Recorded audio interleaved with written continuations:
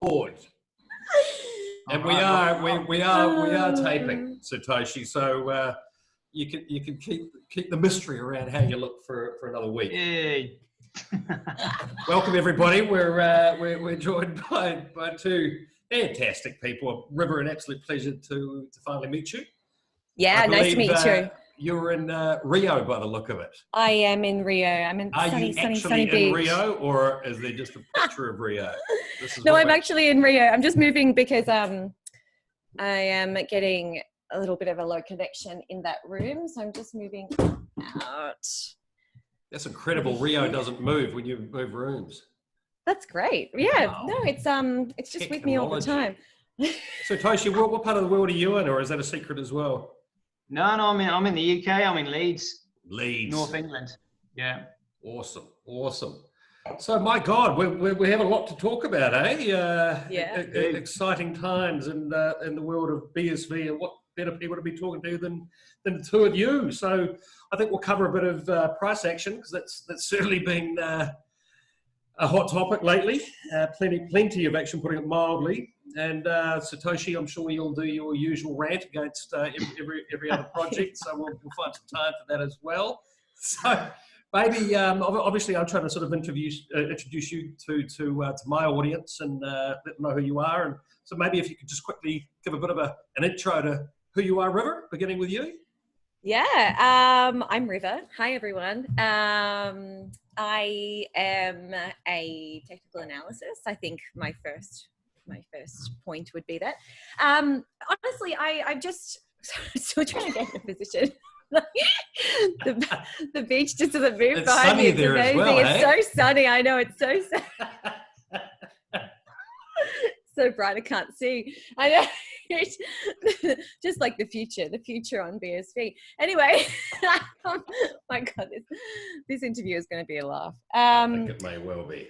Yeah. So I'm River. Hi. You all know me on Twitter.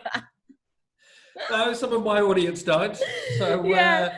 How can you're basically you work with Lisa, who I believe is your mother? Is that right? Yeah, she's my mum. We have a little business together called the Satoshi Sisters. So just providing market updates, technical analysis, and we have a really, really nice community that we've built up. Yeah. Well, look, I've met your mum, and I hung out with her in Singapore. We've obviously done a few videos together. I read her movie script actually recently. I've put that in front of a couple of producer friends of mine. It's really fantastic. Nice. Yeah, it's a good one. Yeah, it is. Yeah, it's lots of sort of crypto action in there. Very, very relevant, very real. I have some first-hand experience of some of the things that happen in the script. So hopefully it gets seen by millions of people in the very near future. Absolutely. Yeah. So Toshi, what's your history in the movie business? You obviously not that big, seeing as you won't show your face. Well, my friends know what I look like, but I don't need to reveal myself to all the trolls out there. Do you know what I mean? And it's kind of like, is that because you are the biggest troll? I'm a little bit guilty. Is that because you are the biggest troll? Well, I am guilty of doing a little bit of trolling, but it's only because I get so frustrated with just how stupid people are. It's kind of like, how many times do you have to knock somebody over the head, to say, look, 2 + 2 = 4. Oh, well, no, it might equal 3, or it might equal 5, or it might equal 6, or it might equal 7. It's like, no, 2 + 2 = 4. That's it. Doesn't matter how many times you count, doesn't matter how many times you rearrange it, 2 + 2 = 4. That's it. Okay, so thank you for the mathematics lesson. That's excellent. River, you've disappeared now. What happened to Rio? I know. I'm trying to find a better beach fit. I'm getting back. It's all good. Good. All right. Well, I just want to create. We're going to get to some of River's charts and hear what's going to happen in the world of price action, or number go up, as we were laughing about last year. You realise, Satoshi, hours after we posted our last video, the price did go up dramatically. About 200%. So what's going to happen what's happening after this video is what everyone wants to know. Well, well, River, that's your I'll jump domain. on. That's your domain. I'll screen share. Yeah. Let's have a little look at what's going on. Good stuff. Yeah, well, we're looking really, really good. I mean, we've spent a little bit longer accumulating, but actually, it's actually a very, very good and strong position that we're in right now. We're looking at a BSV chart. Here we go. Oh, do you want me to look at a BTC? No, I can look this at a is your domain. We'll look at both. Oh, okay. All right. Well, what do you primarily? I mean, with Satoshi Sisters, are you mainly trading BTC or? No, we're trading. I don't really go any out of the top 10. So I focus really, really on the top 10 coins, and Lisa does a few other alts and stuff like that. But you know, a lot of the people in the Discord are big BSV fans as well. So we have a good, you know, kind of BSV community in there as well. That's grown over time. But I'll actually show you something that's really interesting that I think you might find really interesting. So I've made this chart, which is basically, it's a protocol chart. It's a Bitcoin protocol chart. So basically goes through and it shows Bitcoin, you know, as it's progressed. We've got the first halving there. We've had Tether, which launched in around, you know, 2015, then had the second halving. And then we had the segment added. We had the split with BCH, which shows BCH's chart history until BSV now. And it's just so interesting about how all of this chart lines up just so beautifully using all of the same, that really, really last support is exactly where BSV has landed and accumulated before, you know, kind of moving up and breaking up and out. Where we are right now is also really, really interesting because it's in kind of between this resistance and then just kind of holding this support right now. And what's even more interesting is that the next resistance isn't really until that 1,200 mark. There's not really anything, you know, of course it's all, if you're looking at just a BSV chart, it's, you know, there's really nothing above us. But if you want to find out some kind of supports and resistances, we really don't have anything until that 1,200 area. So I think that as soon as we kind of break out of this range now, it'll be that real strong price discovery mode. I think that 1,200 is also really interesting because that was Bitcoin's all-time high pre-Tether. So that area, I think that was an organic growth. That was where it was able to get without the help of, you know, Tether and you know, all the other factors in play. So it's just really interesting how that all lines up. I really, really love this chart and how it's just playing out just so beautifully within those ranges. But yeah, I think it's going to be a really, really strong year for BSV. I think this year is going to be quite amazing. I think that 1,200 mark is not far away. We have Genesis coming up just around the corner, which is on the 4th of February.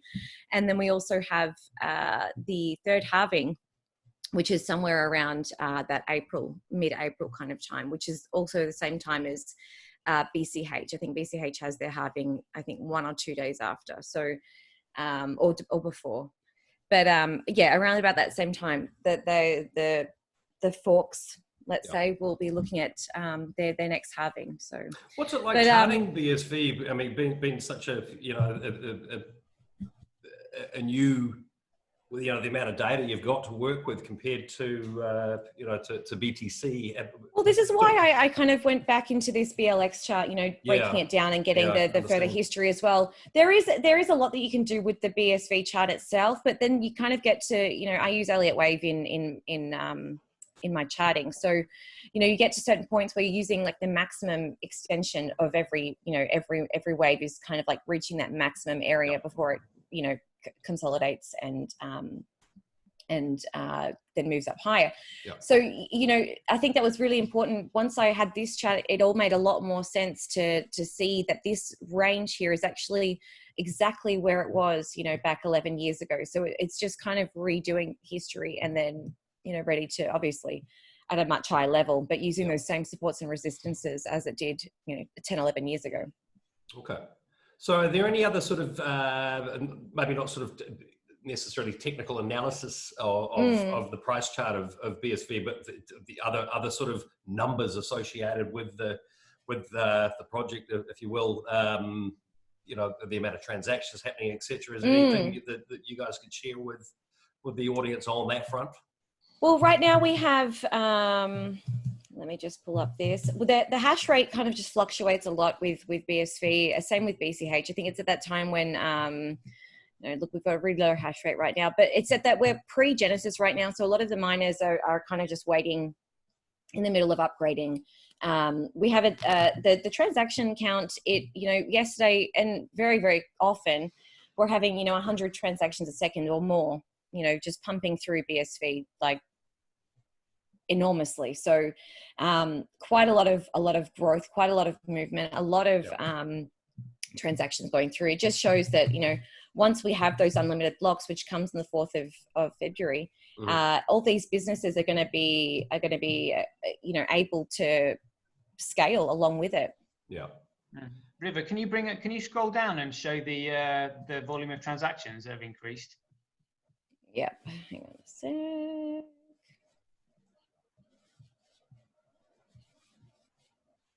Lots of squiggly lines. Block Block sizes.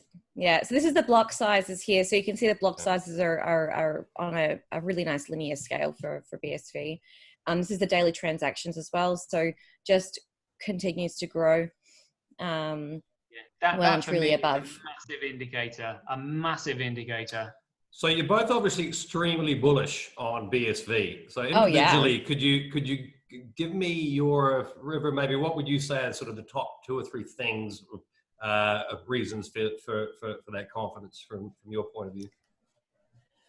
Businesses are building on it. I don't think there's all those things that we didn't think were possible before can all of a sudden be possible now with Bitcoin SV. Companies and businesses using Bitcoin, not only is it cheaper, faster, and more efficient, but it saves you time, it saves you everything that Bitcoin can do and it also gives a lot more truth and clarity to the world. So if everything kind of is tracked and traced, so for example, production lines, from the very, very beginning to the very, very end, you can actually track and trace where the meat on your table or the carrot on your plate, where it came from and what treatment it received, and the entire process, which just isn't possible today. There's nothing that it can enable that to be possible. Who would you say are the nearest competitors for a BSV when you're talking about a supply chain solution there?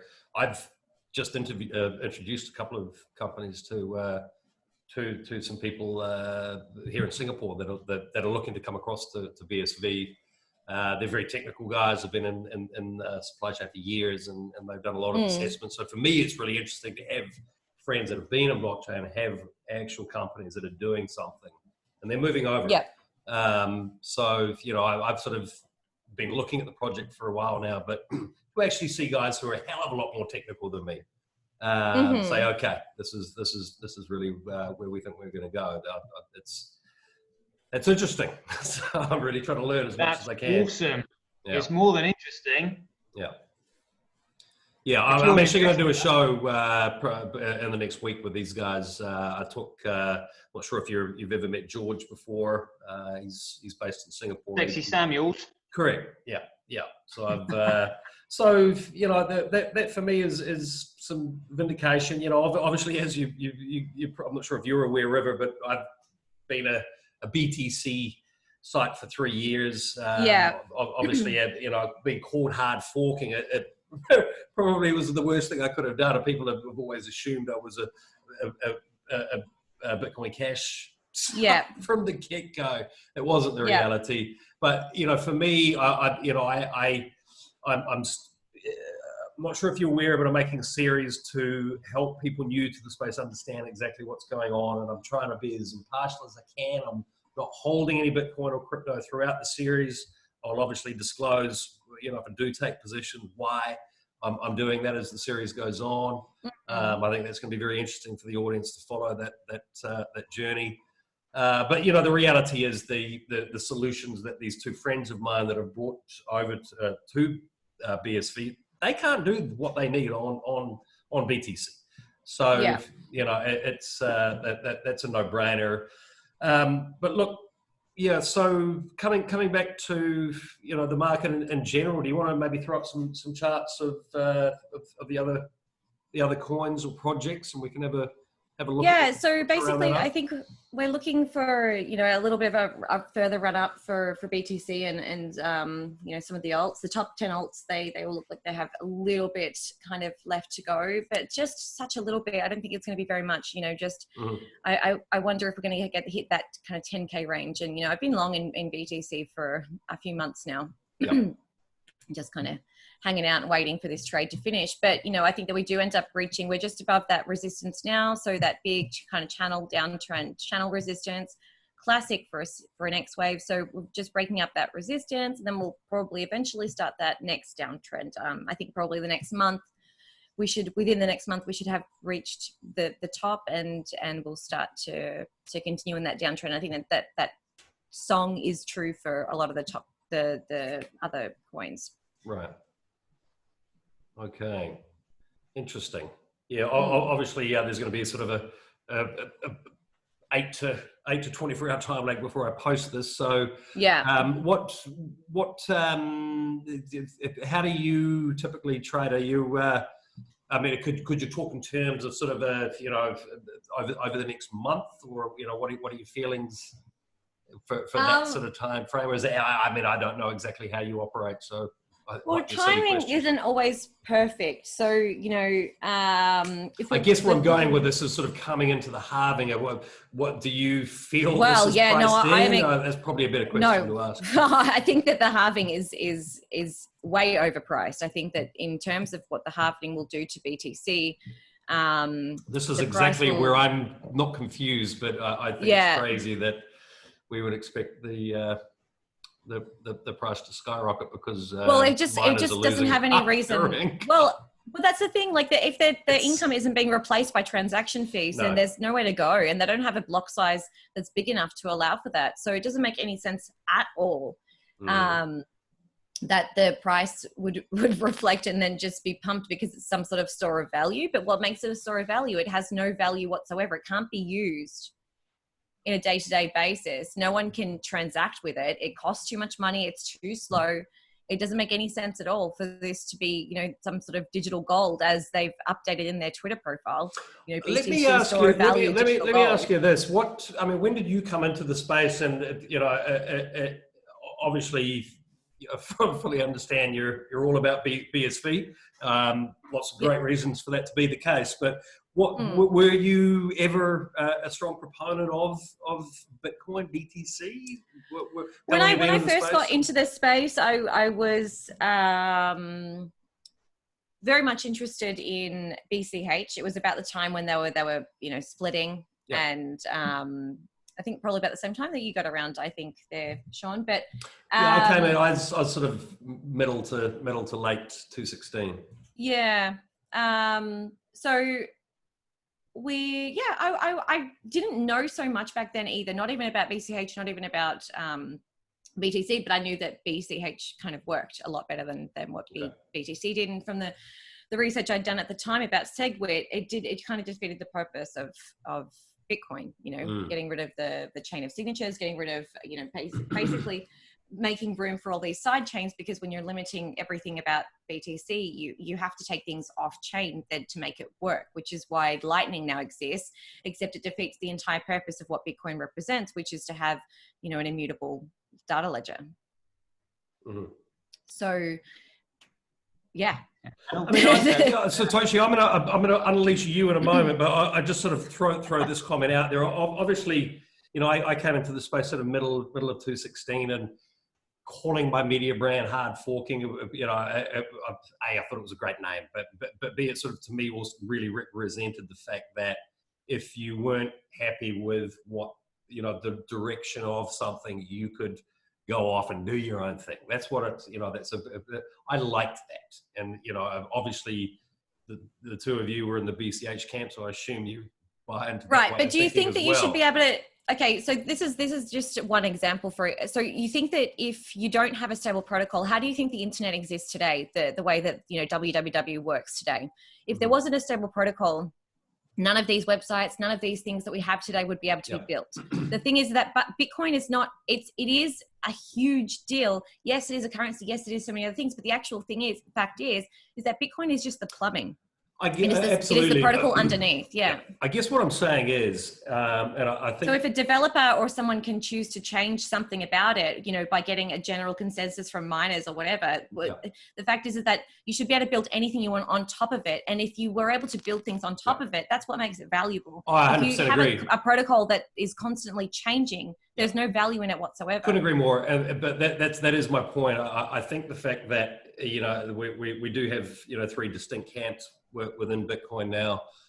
You know, for me, obviously, you know, it would all be a hell of a lot further forward in many respects if that wasn't the case. But at the same time, these are 3 very, very different things to me. And you know, making the series for newbies, it's been quite fascinating to maybe, in a way, sort of take a step back and go, well, you know, should there be as much tribalism and scrapping as there is, when really what we're arguing about is a protocol. You know, there's, you know, I started a business in the mid-90s that was involved in deploying infrastructure for the rollout of the internet. So, you know, I had 80 odd extremely geeky people working for me. And, you know, there was, you know, the sort of the debates around, you know, the fighting over protocols back then was as furious. What's happened here? Whoops. Was as furious. But I think now, in some ways, you know, for me personally, I'd kind of like to see that you know, the scrapping calm down a wee bit, because what BSV is doing is totally different to BTC now. And I think, you know, I'm introducing companies to come and build on BSV, but at the same time, you know, people are asking me, does BTC have a future? And that really is about price action. And I wouldn't say I'm at a point of going, hey, no, just, you know, dump that, get out of it. It's I would. Yep. And let's have a chat on reasons why. I mean, that's ultimately what people want to hear. So go ahead. Tell Over to you, Toshi. We know what he's going to say. But go on, man. Go on. Unleash the hounds. Yeah, all right. Well, I'll see if I can explain this here calmly and casually, so that newbies quite simply. So, cheers to that. Anybody who's getting into this, they first of all just need to understand the paradox of the centralized starting point of a currency.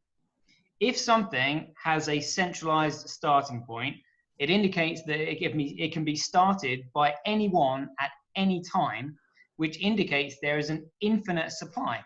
And if there is an infinite supply, it has absolutely no value whatsoever. So the question is, how do you give something a fundamental value when its very starting point suggests that it shouldn't have one? So, for example, a closed market. So let's say if America was to invent a cryptocurrency, China would just simply never use it, purely down to political policy. And then if China was to create a currency, America would also never use it, purely down to political policy. So therefore you have an issue, you have a closed market, because if something, or, you know, a medium of exchange is not usable by everybody, it is of no value to anybody whatsoever. So why wouldn't BTC potentially be usable by everybody? Because no one can afford to use it. Well, it can only handle 7 transactions a second. So all those people who can't use it at that same time are therefore, you know, waiting in line to have their transactions, you know, verified. It can't even compete with Visa. Yeah. It's 100% correct, and it's in its current form. You know, do you think Lightning will change that? I think Lightning is a long way away. You know, if you would ask me 2 years ago, and you can read, I've written many articles on it. I was extremely excited about it.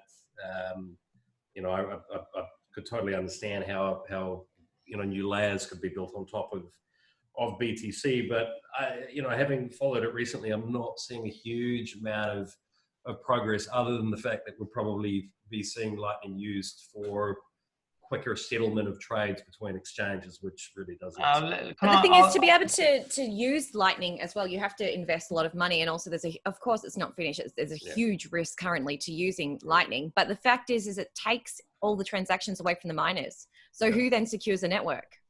Let's do this. Let's go to some real super basic stuff here because this is the crowd that I'm trying to sort of post videos like this that will go along with the series I'm making. So, if we're getting a few hundred people seeing this new show and then they go, okay, I want to learn more about BTC and BSV.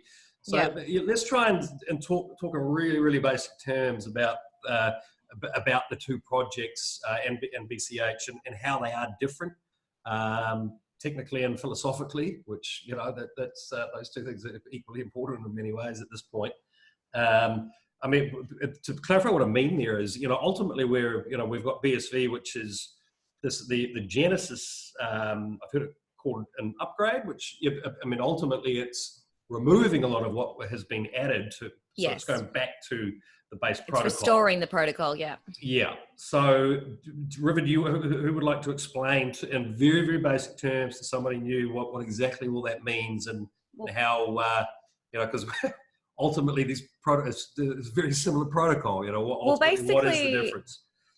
Well, Satoshi said back, when Bitcoin first existed, that once version 0.1 was released, that the protocol was set in stone, and basically that was it, that it was already ready, that the design was so perfect that it didn't need to be changed, altered, or whatever. But the fact is that we didn't get a chance to see that. We had very early on, Blockstream come in and basically try to take over and hijack the miners and create, we had SegWit added, which was the first major protocol change, along with, removing a whole heap of OP codes and things that actually make Bitcoin peer-to-peer. So in removing all of these OP codes and everything that basically made Bitcoin, BTC was then forced to find other ways of scaling, of increasing transactions, of increasing speed, of basically being able to do all the things that Bitcoin originally was able to do. I'll just throw it in there quickly. I'll just throw it in there really quickly for people new to the space that in many ways, I think what happened was when I was in the space in 2016 and 2017, I really was using Bitcoin frequently. And it worked. I would pay my bar bills with it. My friends that had hotels, I would pay. There was an ecosystem. We all had it. So the price fluctuation didn't really matter to us. We traded amongst ourselves with it. It was fast. It was much quicker than me transferring money from my home country, which take days. It was a really great thing. And there were the stickers up on businesses, Bitcoin accepted here. And I think what happened was Ethereum crept up there and it really threatened to take over as a useful. But why do you think these altcoins and all that kind of stuff started to exist? Because what Ethereum essentially did was in a different way was create a market for tokens. Yeah. Well, right? I mean, I think Ethereum is something I want to cover for the newbies in a few episodes. But that's really so much a new domain for me. I've been so immersed in Bitcoin and in many ways conditioned to believe, it's a load of shit and it would never scale and would be struck down by the US authorities for being a security, etc. That none of that happened. Tone Vays, you got that wrong. Not yet. So I've got a lot to learn on that front. Look, I've got friends who are using Ethereum for pretty awesome solutions for their businesses. Except Ethereum can't scale any further. They've hit a ceiling. Yeah, I mean, would you kind of then say that BSV in effect is the direct, Ethereum is really the competitor for but the BSV, thing is that what not Ethereum has done, but Ethereum has created this market for tokens, right? So you have one different coin for one function each. So how do you expect an ecosystem to work when you have all of these different tokens that have one function? It just doesn't work like that. That's just not how anyone will ever use cryptocurrencies. It just doesn't work. Simple. Bitcoin can do all of the thing is that reason why Ethereum and all these shitcoins came into existence. Yes, there was a whole heap of ICO scams, and a lot of them are scams, but the ones that actually have, you know, dedicated projects and people working on them, yeah, they only exist because Bitcoin was stripped of its capabilities early on. Yeah.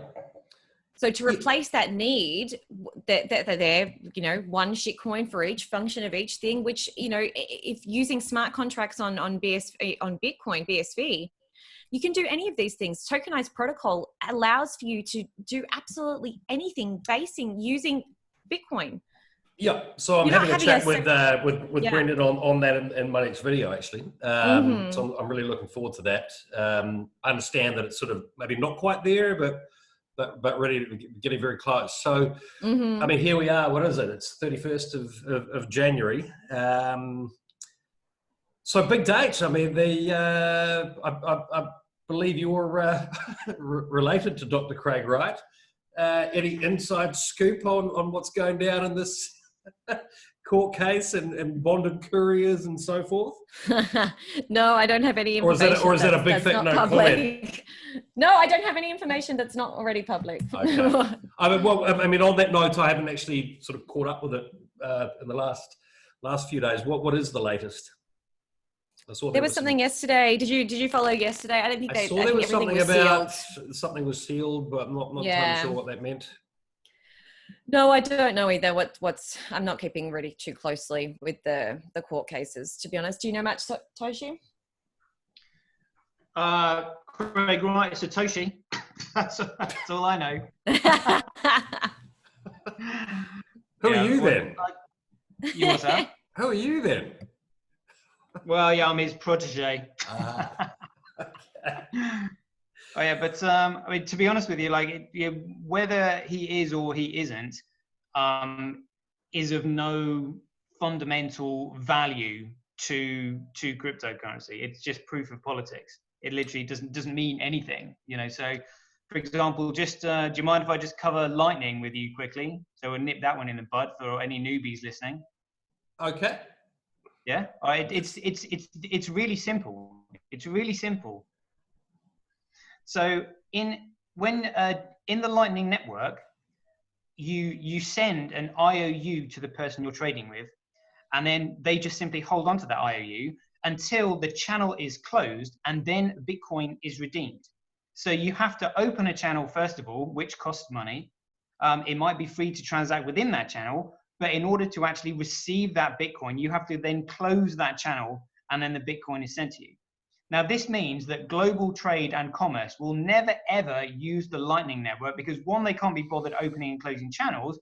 And then secondly, when you're trading, it's trust, which is absolutely paramount. Now, if you go into a trade and you send somebody, you have to send the medium of exchange first.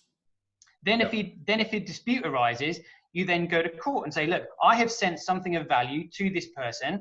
I either want that value returned or I want the good or service that I expected for it.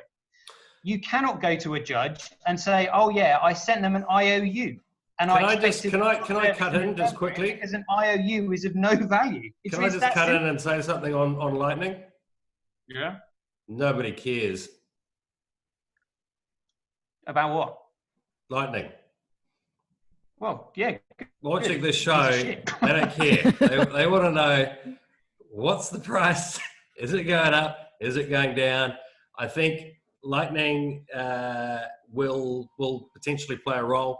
It ain't playing a role in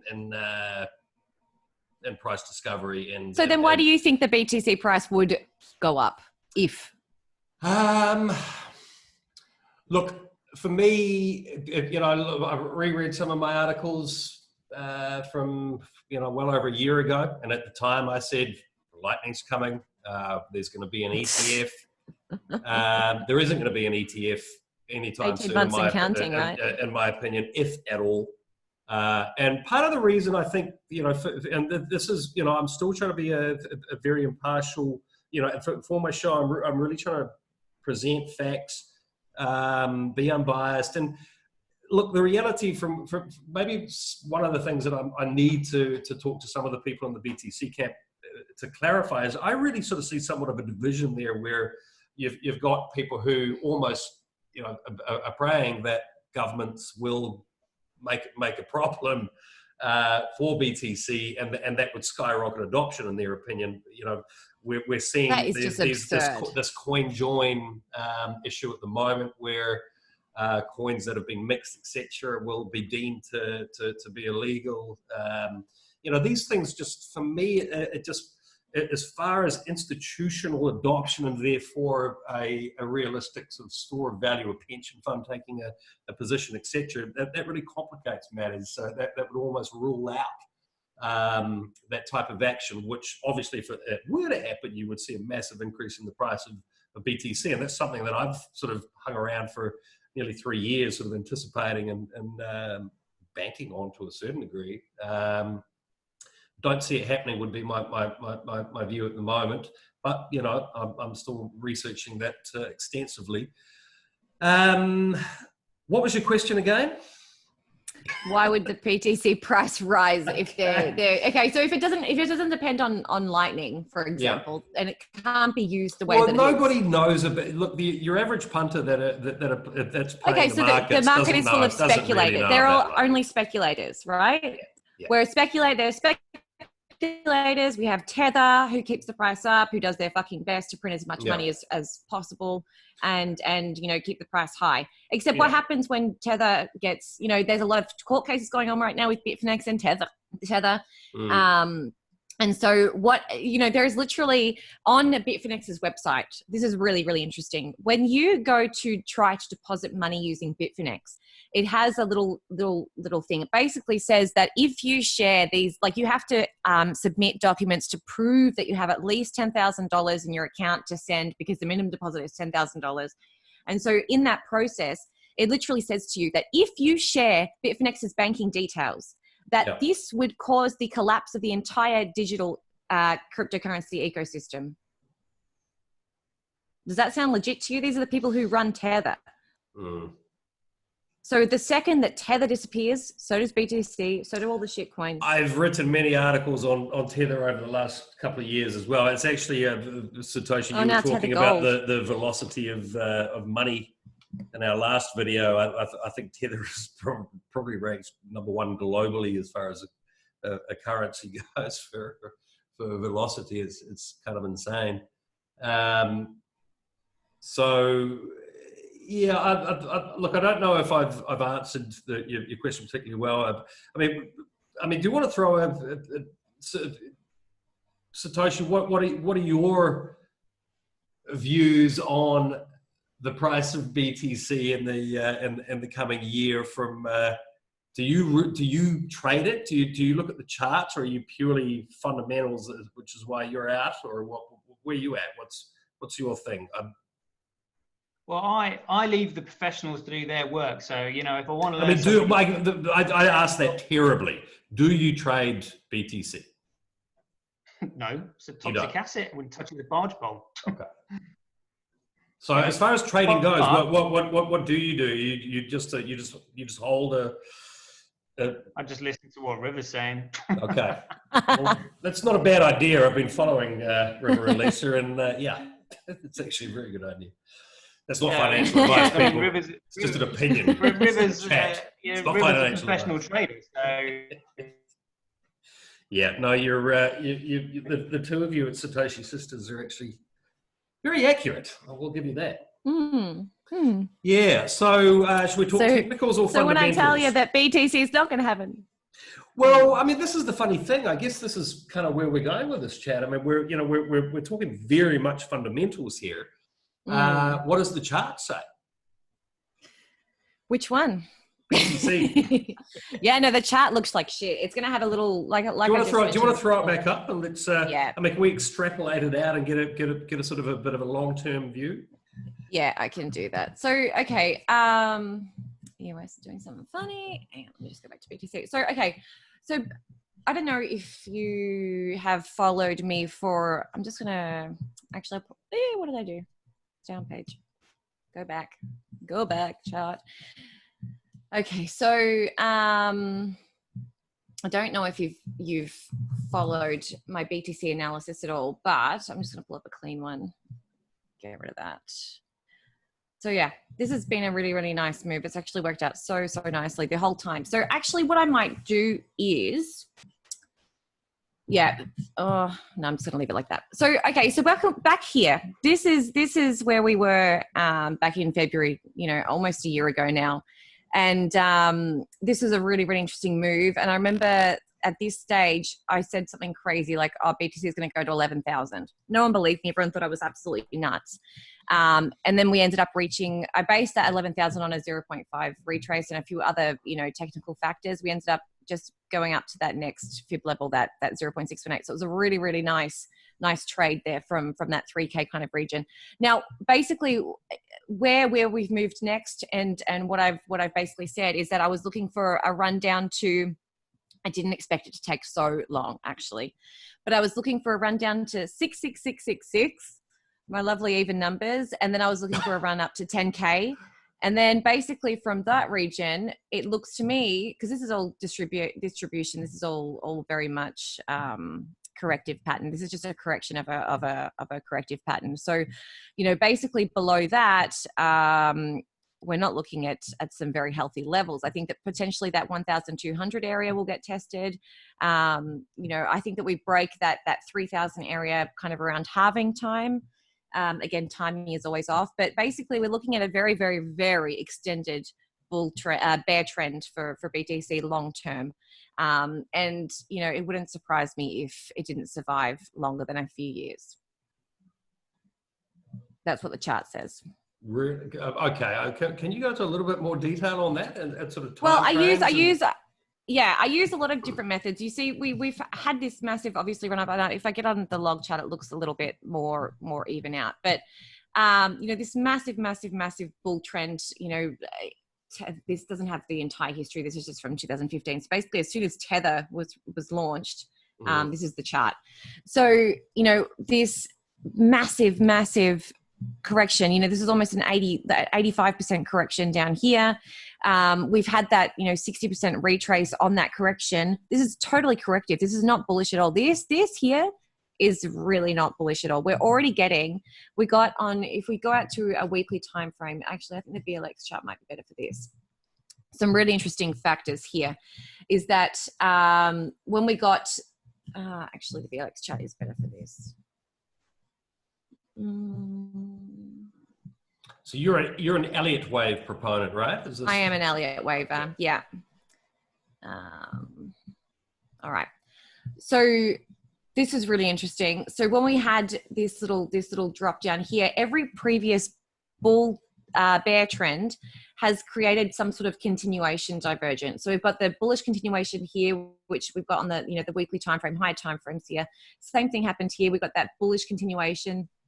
Basically, when the price goes, keeps higher lows, let's say, but the indicators are giving you a lower low. So basically, that's giving you an indication that the bull trend will continue. So we're looking at the entire history of BTC. This is all of BTC. Yep, right. The entire history of BTC here. So just by looking at a weekly time frame, it's really not. You can see that there we go. Got volume declining here. We've got this indicator showing us that there's no bullish continuation. We had that big correction there, already a bullish divergence there. It just doesn't look very interesting at all. We've got that MACD slow little rise there, give us a little exhaustion pump there. It just it's very, very bearish to me. I think that yes, short term 10K is very, very possible. Even 11K is possible in the short term if it wants to, you know, play some games with this. I'm going to ask really dumb questions, but if you go right back to the entire history of it, that's a line that keeps going up. Yeah, but look at this.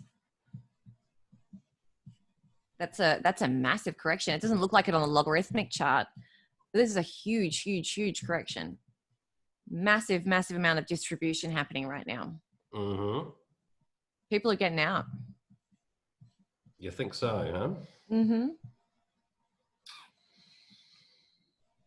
And where are they going? Wow. Tether at the moment, but then Tether. The second Tether's not safe anymore, you know, they'll have to go somewhere else. Okay, interesting.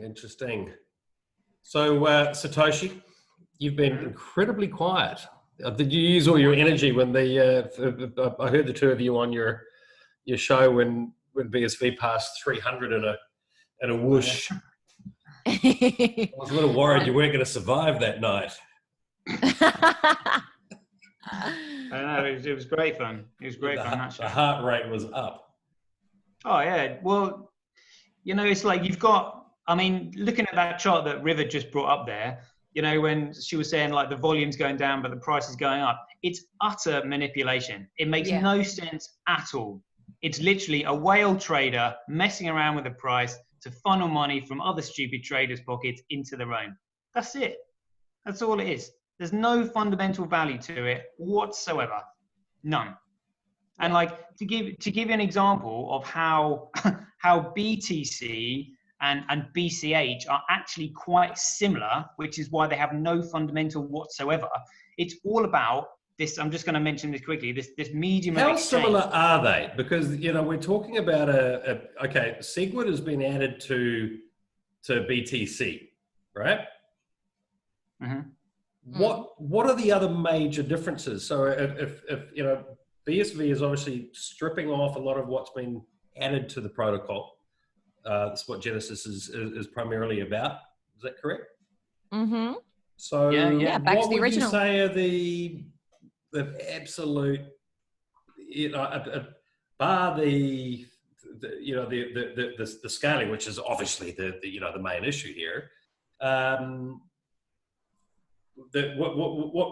would you describe to somebody completely new here? What else is different in these two protocols? Well, do you want to go, River? Well, without the side chain, the side chains, which you know BTC is trying to do, you know, all that, have everything basically taken off chain. It just puts it's really simple actually. It just puts back everything that was taken off chain back into its original position, so that everything can be recorded immutably. That the miners are able to earn more profit. That as you know, halvings come past, that there's always going to be a mining incentive. The thing is that right now is that with BTC, yes, price go up, it's fun, it's cool. You know, BTC has a really high value of its coin. But the thing is that miners have a huge investment, and miners secure the network. Mining is a highly competitive job. It is, you know, at scale, it is extremely competitive. And then if you have a Raspberry Pi, or if you have your full node, as they say, that doesn't actually contribute anything to the network, just wasting electricity. How do I describe Raspberry Pis to somebody completely new to the space? A little shitty computer that does nothing. It's like a hard drive. It's just a little hard drive. Like a memory stick. Yeah, it's the memory stick. It's like a floppy disk.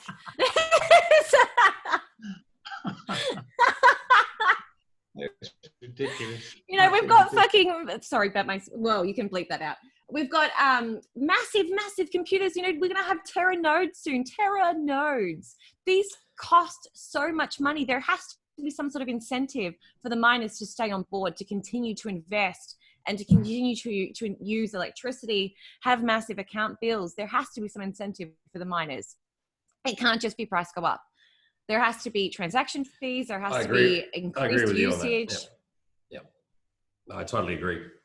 Totally agree on that. That's. Can I give you my 2 cents for any news? You don't need to ask, Sarah. You just dive on in.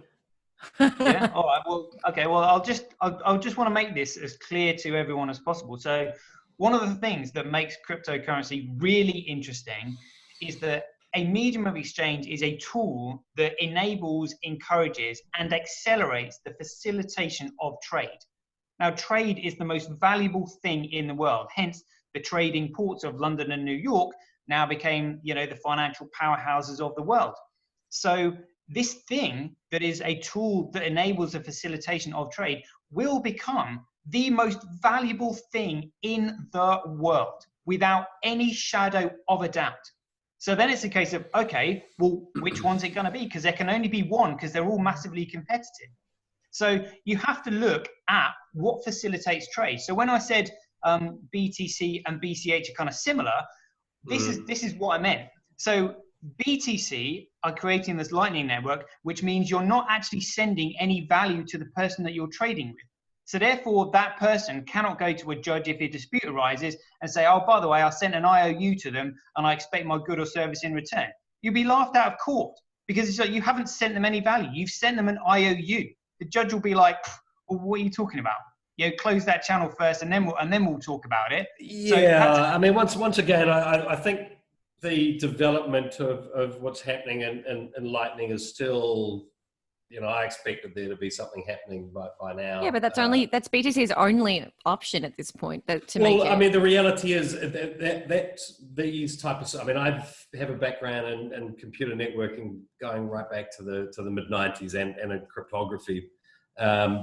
Lightning really, and you know, this is what I try to tell people is it's a different layer. Lightning can be used by any protocol. It's not something that's which, all about by the way, BTC. Satoshi has patented. Well, now here is an extremely interesting topic that maybe we can have a bit of a chat on now. So yeah, your uncle has taken out, I believe, going on for 1,000 patents. Is that right? I don't know the exact number, but it's a huge amount. N-Chain holds the most amount of digital computer patents in the whole world. Yeah, so this is actually something I really want to explore in the coming weeks. So anyone watching this that could maybe come on a show and talk on this topic, Craig, maybe. I'd love to do that because that's crucial. Because River, I tell you what I'm seeing. I'm seeing a lot of my friends who are using blockchain. Two of whom I've introduced to the relevant people at BSV. They're impressed. They're going through a process at the moment. But a lot of others are going down a private or permissioned route at the moment, which, you know, that's ridiculous. It's got no value. I couldn't agree more, but I can assure you don't have your own private internet. Why would you have your own private blockchain? It's just like an intranet. I saw it in the 90s. I was involved in a lot of this where, you know, with VPNs, with you know, enterprise networks and so forth, it was a total waste of time. I thought so then, and I'm seeing the same thing now with these protocols. I'm trying to explain that to people, but Ethereum is a waste of time. Often in business, building on Ethereum is utterly wasting their time. I can't stress this enough. No, I'm not talking about Ethereum at all. I'm talking about you know, the courtiers, etc. of the world. There's, you know, the bulk. Yeah, like JP Morgan are trying to make basically their own, like intranet. They're making their own intranet, which is absolutely worthless. Yeah, absolutely. So, you know, I think, you know, there's going to be understanding what exactly N-Chain have patented and the ramifications for what's happening in that space. It doesn't have any you know what, the one thing is really, really clear is that yes, N-Chain have a whole heap of patents, but if you build your whatever is, if it's patented and you're building it on BSV, there's no issue. You are I completely understand that. It's just, I'm just wondering to what degree people that are utilizing you know, permission blockchains at the moment, and the people running these chains, what exactly N-Chain have that will mean there's going to be a knock on the door and license fees or litigation or whatever. I'm not quite sure how that's all going to play out. So for me, that's actually a really fascinating aspect. Really smart move by N-Chain. Well, I can't comment on that. I don't know what patents they have or exactly what's going on there. So that's definitely an area. If you could maybe help steer me in the right direction, for people to talk to understand that a bit better. You know, I'm having a hell of a lot of people approach me these days asking for advice on the utilization of you know, the various options out there. And look, you know, this is. I hold no BSV. I have no reason to promote the project other than crazy, mate. I'm just, well, you can send me some Satoshi. I'll give you my money button. Earn it. Well, how? This is another thing I'm trying to establish. You know, I'm looking for the real use cases. So I use Stramanity, but to me, you know, it's a paywall that it's not a unique solution. I understand once that content is on chain, then that is a different scenario. But my understanding that's not the case right now. It's not the case right now because the sat per byte is still too high. But what is going to happen? So Genesis will enable that, obviously. What we're already seeing, we've already had Tal and CoinGeek, and I think also one of the other mining groups. They all lowered their price to 0.5. So they've slashed the price in half for mining at this moment. We're not at Genesis yet, but the idea is moving forward is they want to implement a fiat price per byte. So that it will, no matter how high the price goes or how high it scales or whatever, the price will always be stable as far as, uploading fees and all that kind of stuff. And yeah. That's something I touched on with Satoshi and Brendan last time. It's a really interesting thing for me to understand and then educate newbies. So do you want to talk a little bit more about that? Because I mean, that obviously, that comes back to this, the whole sort of argument about utility tokens and, how can something have utility if the price is moving around all over? Well, of course. Well, it doesn't. The utility of it, like if we have a stable price for uploading data, it'll be that price per sat or per byte. Sorry.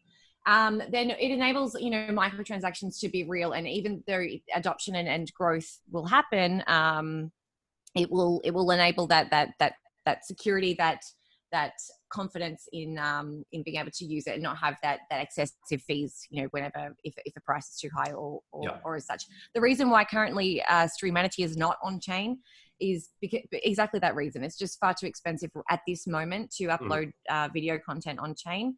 But again, I made $30 from Streamanity, so thank you to those people. Nice. $30 more than I made on YouTube. Absolutely. It's a huge difference though too, isn't it? You get a little bit of, little less viewers, but, people who are appreciating your content are contributing and paying it forward. Yeah. So it's a really interesting concept. Yeah. So look, let's talk a little bit more on this, because this is the important thing for me in this series that I'm making. I want to show, I think the only way for me personally to help bring new people into the space is go, look, here's this great product, here's this great service. It does something better for you than other things out there right now. Mm-hmm. So sort of bigger picture, I've been in touch with a guy called Josh from Twitch.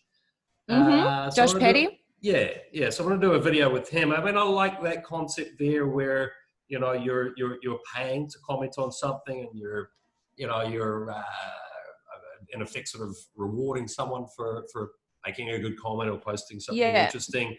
So it kind of, to me, I sort of see the bigger picture on something like that, where I'm like, maybe that stops us all becoming complete and utter idiots, retards, whatever, and because we are heading down that path at the moment, where you might put a little bit more thought into what you've got to say and social media.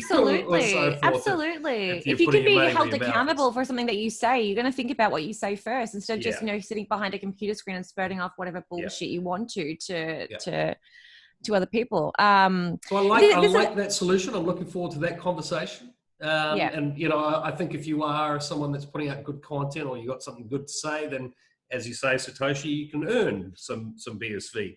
So Satoshi, I'll throw it back at you. What are the other ways that you can earn BSV? Oh, just do your normal job and then trade your crappy fiat in for BSV is what I do. But that's not earning it. That's sort of that's buying it and hoping for appreciation in the value. That's nice. Storing my value in it. It's kind of like people. I mean, just because people choose to pay you in a particular medium of exchange, which is either fiat dollar or euro or whatever. It's just like, well, actually, I don't want it in that. It doesn't give me any value whatsoever. I value my time more in BSV, so I change it to don't you think it is a biggie? Because a kind of a problem that I have with when you really take a step back and look down on what we've got here, right across Bitcoin, all these projects really, you've got a huge amount of value being held by a very, very small amount of people. So that's a big problem.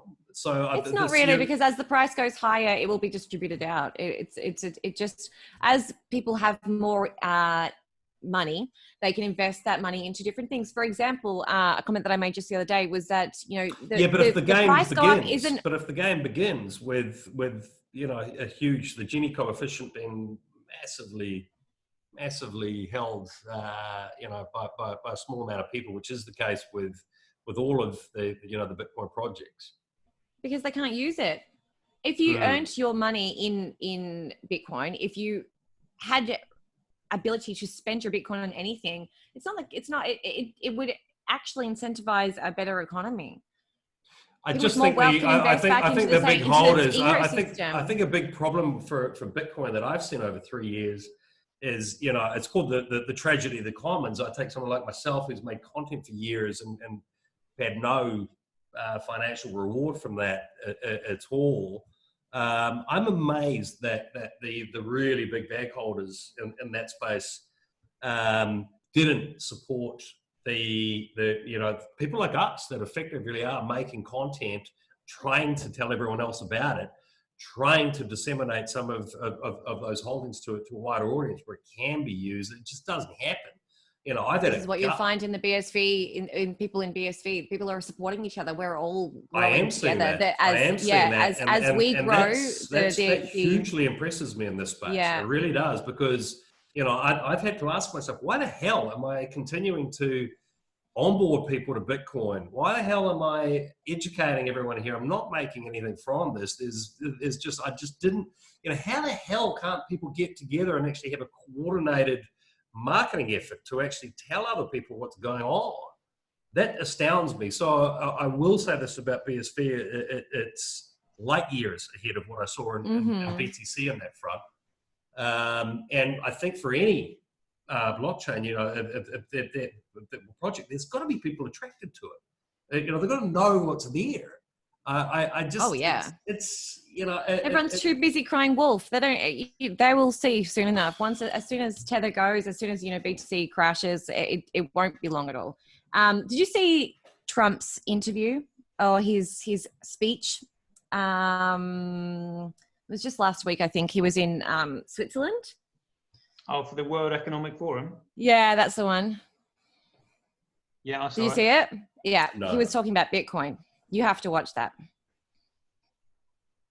Okay. What did he say? I've been painting myself the color of Bitcoin? Basically, he was talking about all the bright, smart people who are building the highway for our future. Basically, not in those exact words, but he was speaking directly about Bitcoin.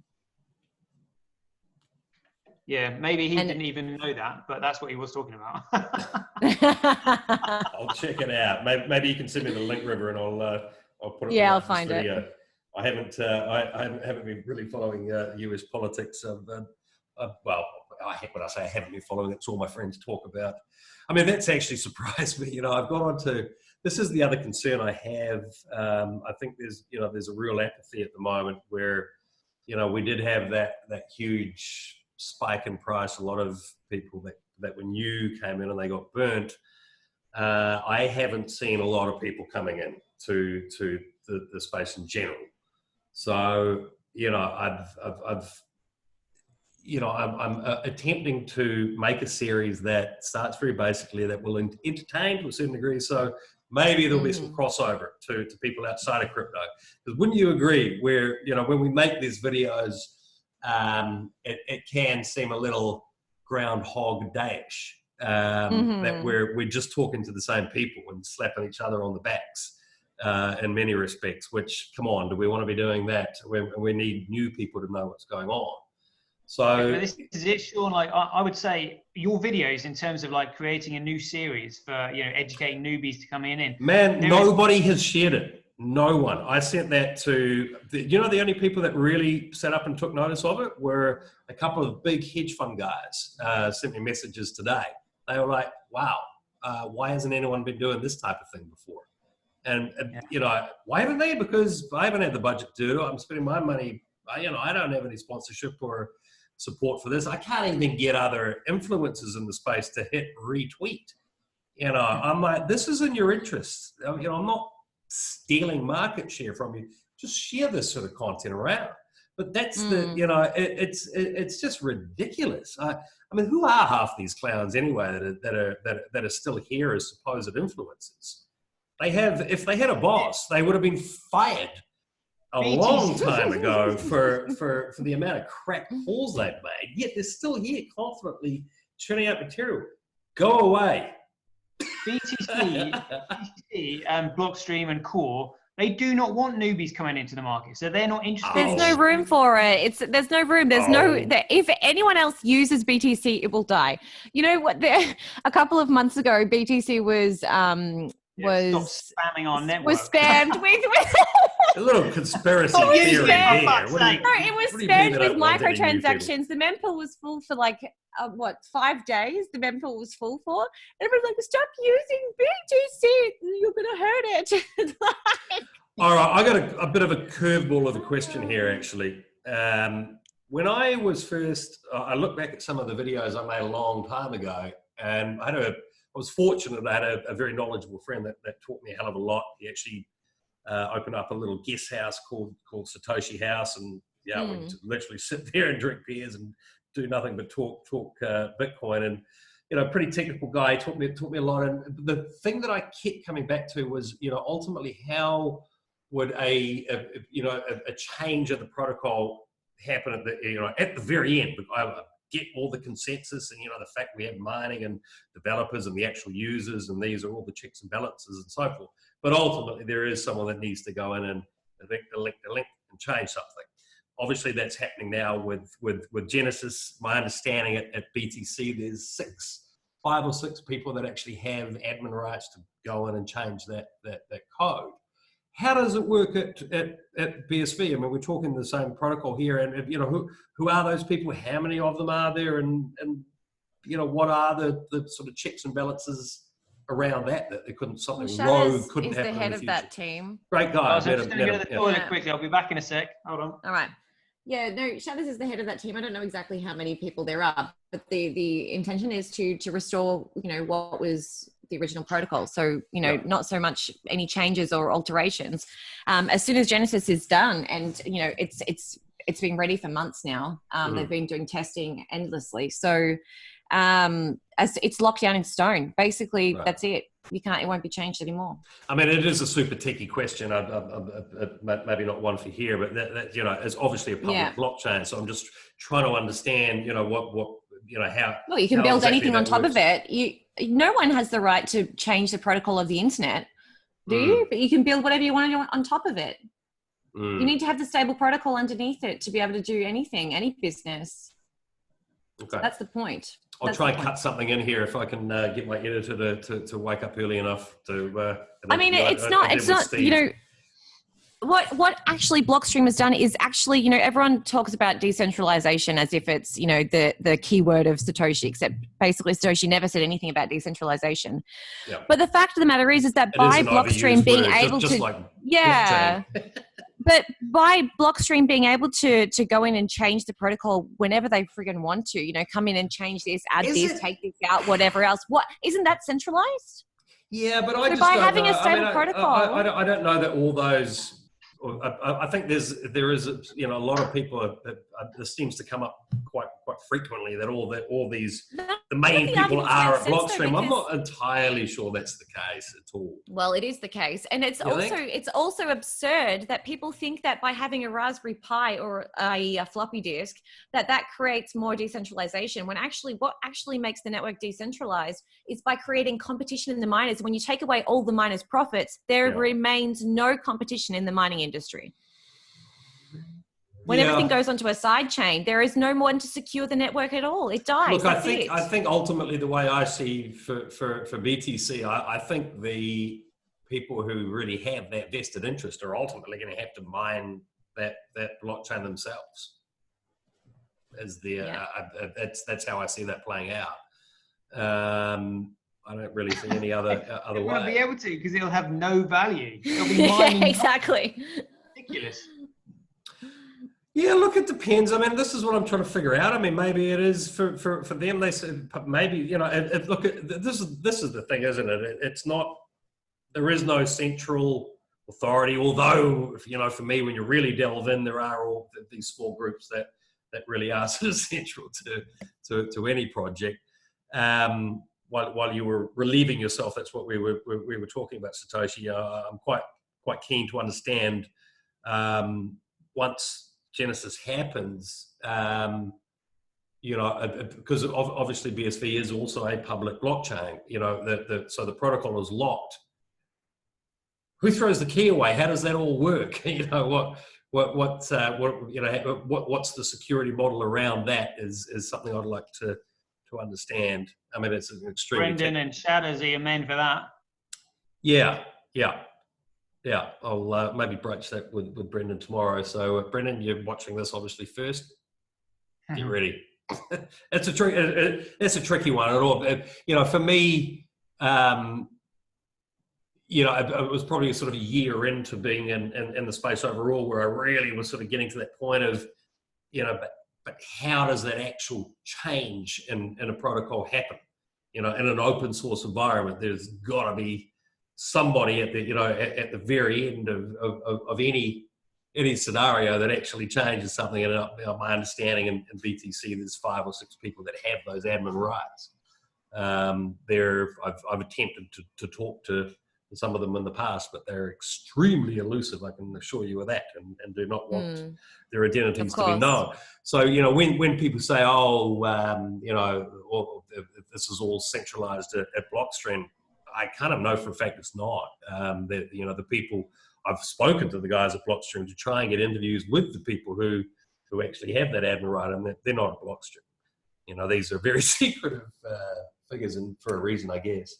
But how that equivalent works at BSV is I guess what my question was. So yeah, you're right. I mean, it'd be great to understand. So maybe just to sort of not to wrap it up, but just to sort of come back to what is happening next week. I mean, this really is big. When do, you know, so the chat I'm going to have with Brendan is about tokenized and effectively smart contracts on BSV. The Genesis, in a nutshell, what does that actually mean? If we're going back to the original protocol. It's not maybe what a lot of people would sort of understanding, where it's like, bang, there's no cap on the size of a block anymore. Do you want to just sort of clarify that in sort of very basic terms once again? So I do there will think be soft. There's a bit of confusion, I think, in the community from what I see on that. As far as the block size goes, there will still be soft caps. The miners themselves will choose their limit that they will, you know, accept to mine. Yep. But basically, there's no upside limit. So there's, for the miners, they get to control their business. They get to choose what they mine. They get to choose how many transactions they accept in a block or whatever. Yep. But it just gives the miners back their own power to choose, you know, to have that choice of what they do, of what they accept as valid in their own blocks. But yeah, that's basically, we're restoring the original protocol. It enables that stability for businesses to build on top of it. It enables unlimited scaling. So literally unlimited scaling. So any one person, you know, is everything you do will one day be digitalized. We're very, very much entering into that future. Yeah. What the really scary thing is that right now is that the way that the internet currently works is that your data is sold and you don't have any benefit from that. But not only that, you lose your privacy. You know, majority of the applications that you have on your phone listen into your private conversations. That is fact. Yeah. That is today. That's what we are literally living in, this, you know, 1984, you know, George Orwellian novel. You did right. And I just before it escapes me, I get, you know, your uncle, Dr. Craig Wright, is, some people I know in this space, regardless of what's going on at BSV, they're just got an issue that, you know, just personally, I think they're hung up on I don't like this guy, therefore I don't like BSV. They are Aussie man bad. Wake up, guys. You know, these are some friends of mine, and they're watching this. Please get over that. I think, you know, a lot of what he's had to say on exactly what you're talking about, there's a perception from these guys that he is this extremely corporate, almost attacking, freedom and what the spirit of the space is about. They clearly haven't actually had a listen to a lot of what he says, which is totally the opposite of that. Exactly. I think the fact that he wears a suit and gets a little, and he's got a short temper, people just haven't actually, they haven't had a proper listen to the guy. And I would encourage people to take the time. He's amazingly knowledgeable. That's for sure.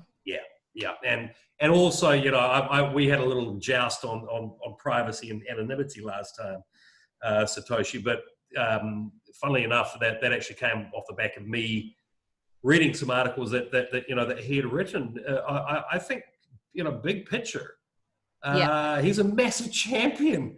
Absolutely. of privacy and freedom, and people are missing this. Maybe probably a couple of. I think his sort of public persona.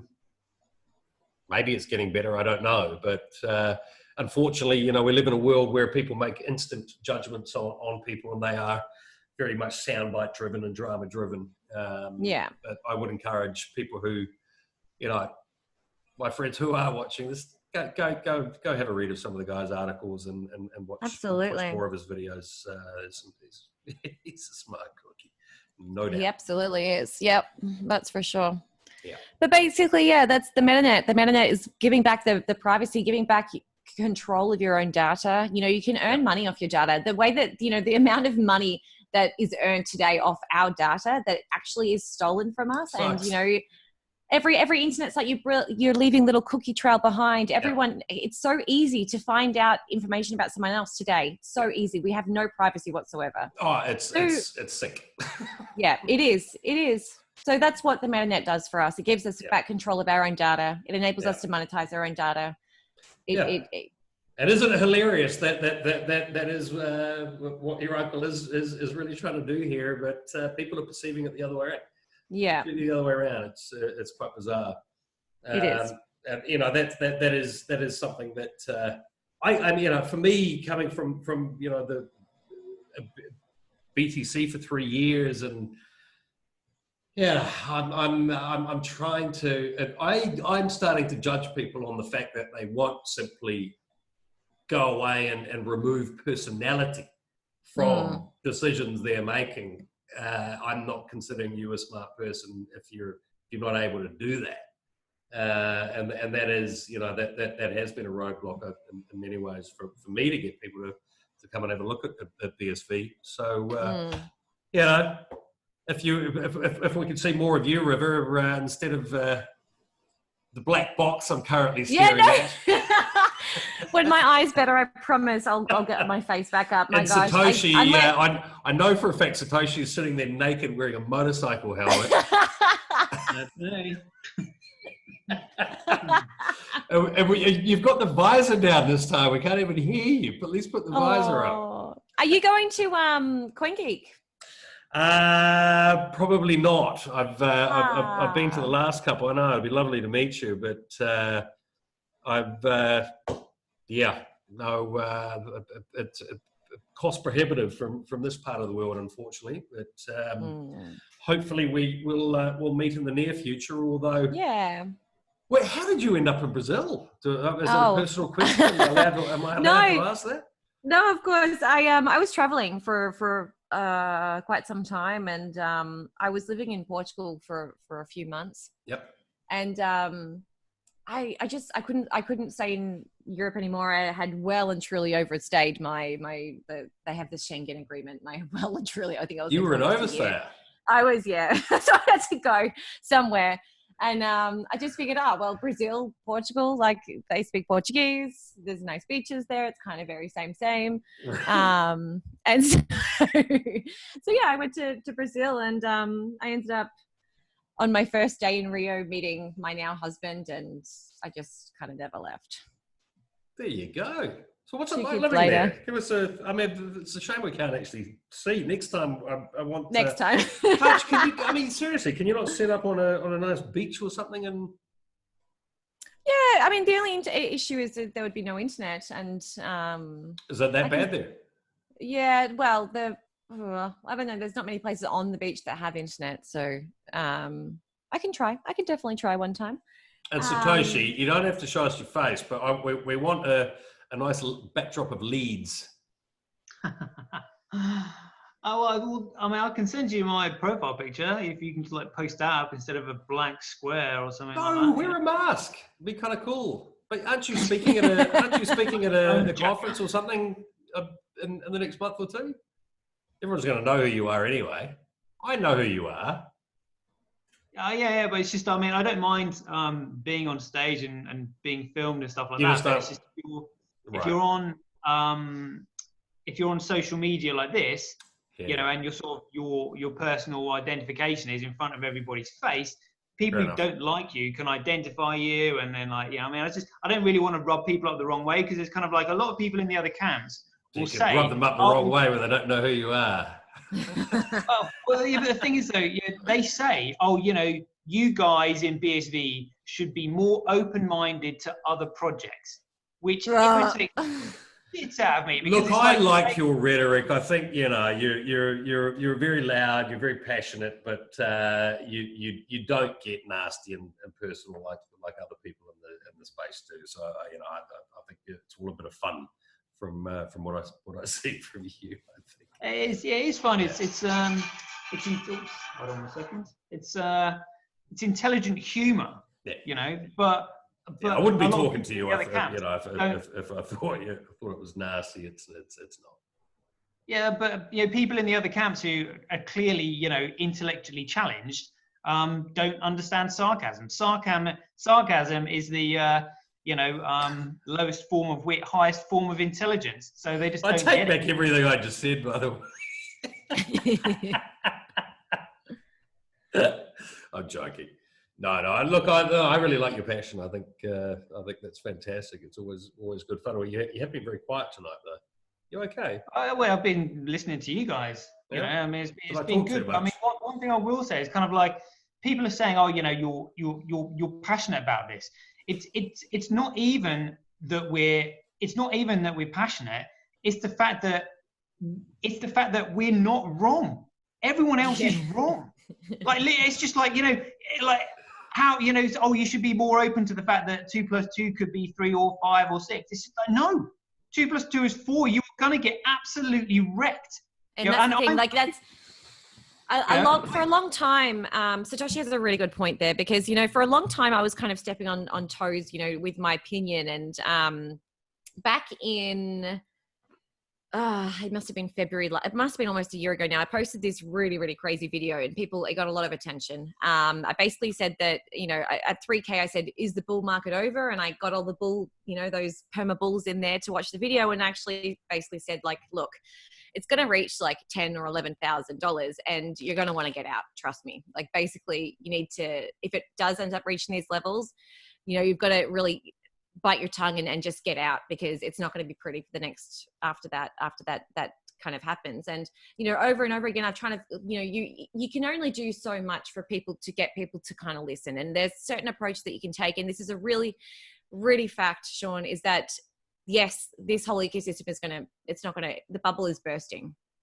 It's very, very ready to explode, and not in a good way. And the only one that will be surviving is the regulatory. It sort of seems like a bit of a slow death in many ways for yeah, but it won't seem so slow when it happens. And it's going to be real quick.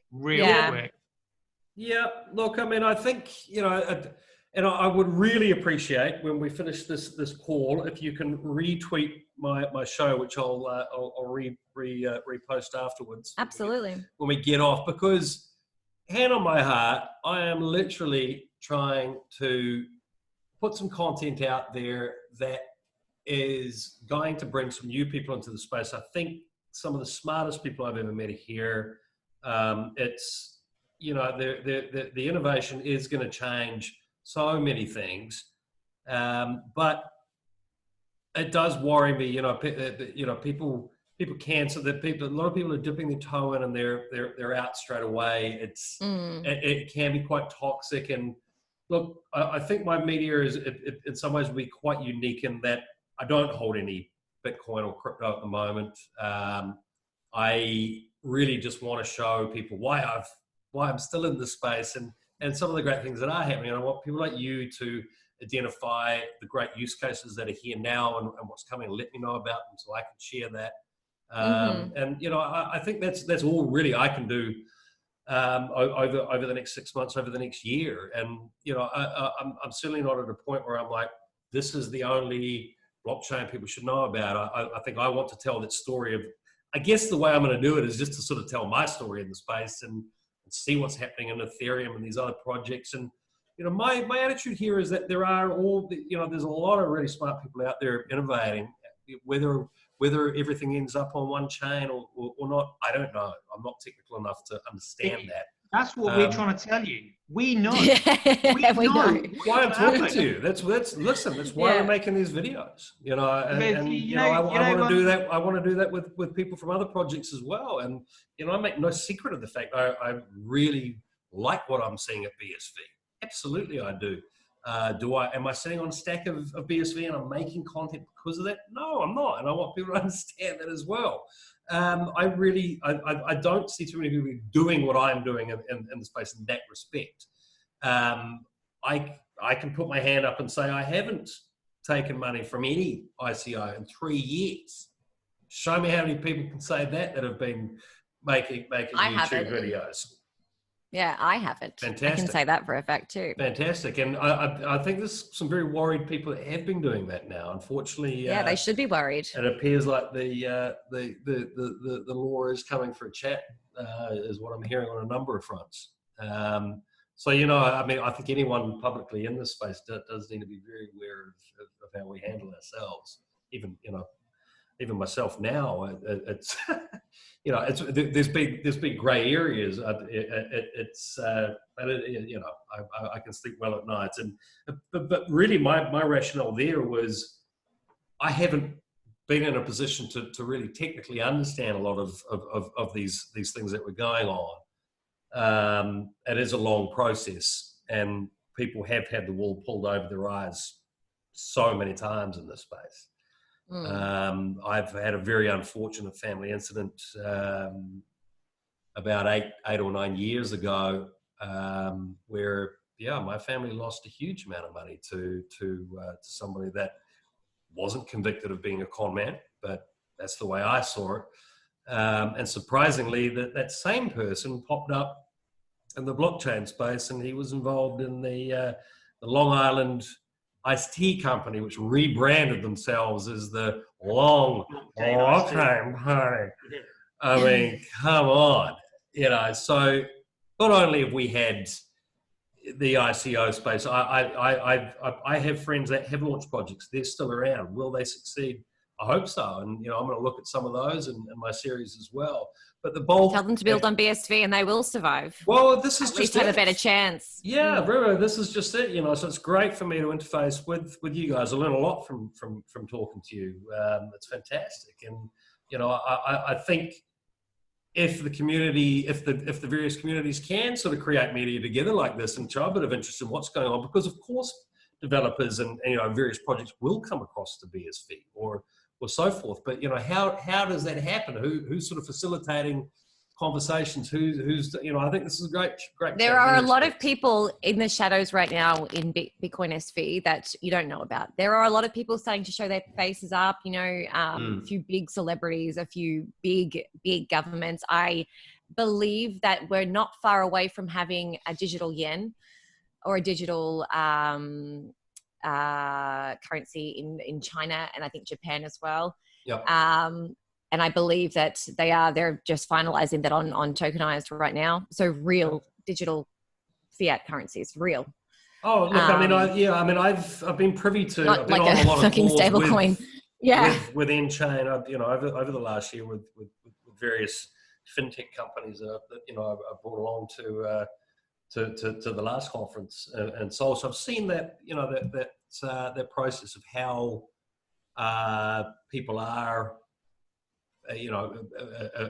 being able to build on BSV and how that process works. So good knowledge of that. I was really impressed with the professionalism, and these are good friends of mine, and they went on to London and went to the offices, and came away going, yeah, that's a bustling office full of extremely smart people. So I know for a fact there's really big things happening at BSV, and I'm certainly I'm steering a lot of people who feel that a blockchain distributed ledger solution suits their business.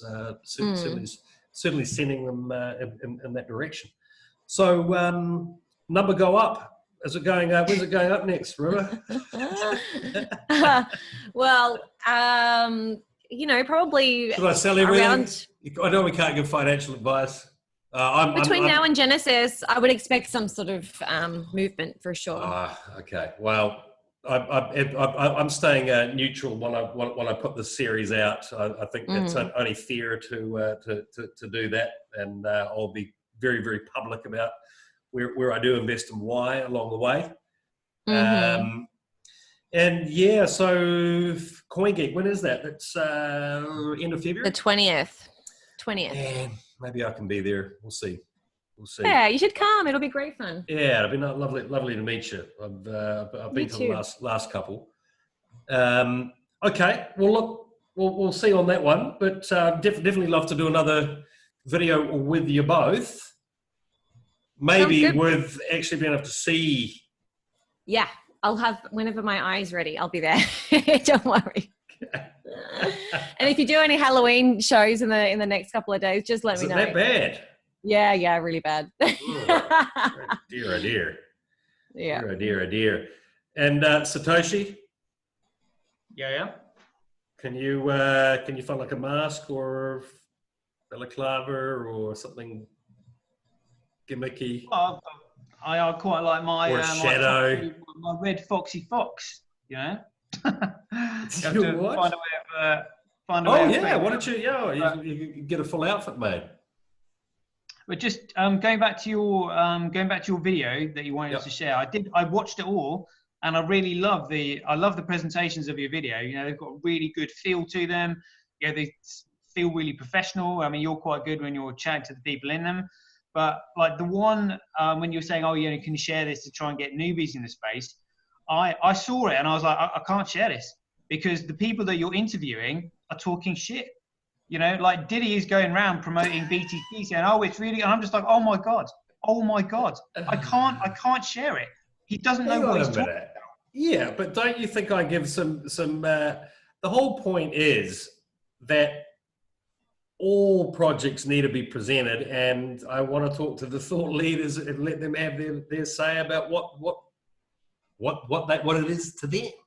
So somebody new coming into the space that goes, right, I want to buy some Bitcoin. The reality is they have no idea if they're looking at BTC, BCH, and BSV. Most of the time they're going to buy the cheapest one. In fact, I've had people call me and go, yeah, I got my first Bitcoin. And they bought BCH. They didn't have a clue. So how the hell do I educate someone that really is coming with that level of knowledge? I look back to how I got into the space. I heard you talking about, our discussion, which never ended up being posted, about Ripple. My knowledge of this space happened because somebody told me, hey, you got to have an exposure to this space. And I gave them a decent amount of money, and all of a sudden I found that I owned some Ripple. But they were looking after it for me, and this was all very confusing. So that's where my journey began, to understand what the hell I had and where this person had bought it and so forth. It's a confusing space to come into. So I have to present. So when you say you can't share it because Didi is talking about what BTC is, come on, man. I've got little pop-ups explaining that there's different projects there and so forth right throughout it. No, they're misleading people. He doesn't have a clue what he's talking about. I completely agree with that. I explained this to you in the video. I went through every single coin and I explained why it has no value. And you're still going, oh, I think they should have a voice. No, they're misleading people. They're going to get absolutely wrecked. And that's yeah, they are. There is a very clear comment from me that I start the entire show by saying that there are these 3 Bitcoins, that you're going to meet the people from each. That you're going to meet the people from each project, and it's up to you to decide which you think is the real Bitcoin. What more can I do? You can educate the people who you're talking to, telling them why they're wrong.